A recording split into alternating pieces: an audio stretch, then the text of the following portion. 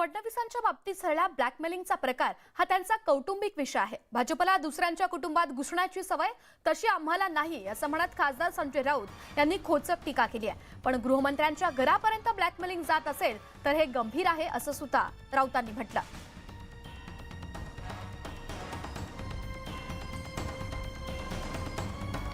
तर फडणवीसांच्या बाबतीत झालेला हा जो प्रकार आहे हा त्यांचा कौटुंबिक विषय आहे। भाजपला दुसऱ्यांच्या कुटुंबात घुसण्याची सवय तशी आम्हाला नाही असं म्हणत खासदार संजय राऊतांनी खोचक टीका केली आहे। पण गृहमंत्र्यांच्या घराबाबत ब्लॅकमेलिंग जात असेल तर हे गंभीर असल्याचं सुद्धा संजय राऊतांनी म्हटलं।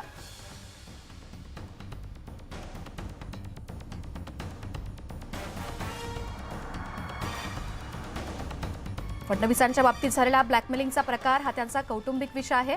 पण भाजपला दुसऱ्यांच्या कुटुंबात घुसण्याची सवय असल्याची टीका संजय राऊतांनी केली।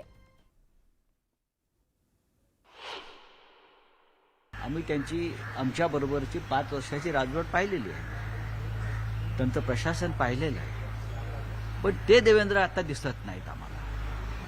म्हणून मी असं म्हणाले की काय होता असं तू काय झाला असं, ही त्यांची मजबुरी आहे।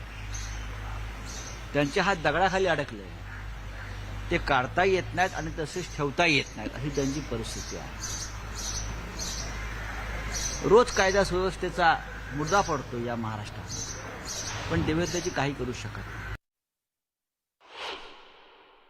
त्या विषयावरती मी बोलणं बरं, हा त्यांचा कौटुंबिक विषय आहे आणि भारतीय जनता पक्षाला कुटुंबात घुसण्याची सवय आहे तशी आम्हाला नाही।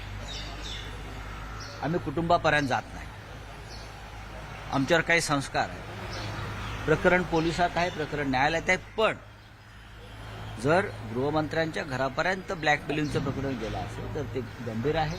ज्या अर्थी अशी घटना घडते त्या अर्थी पोलिसांना कायद्याचा धाक राहिला नाही किंवा पोलिसांवर राजकीय दबाव आहे।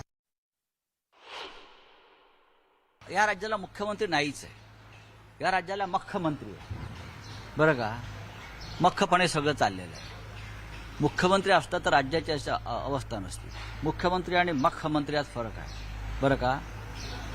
म्हणून सगळी सूत्र जी आहे ती डेप्युटी सीएम म्हणजे उपमुख्यमंत्र्याकडे आहेत। मुख्यमंत्री फक्त 40 खोकेबाज आमदारांना एकत्र ठेवण्याचं काम करतात। या राज्यात सरकारच अस्तित्वात नाही, म्हणून तर सगळा गदारोळ आणि अराजक माजलेला आहे। लाल वादळ येऊन ठेपलाय।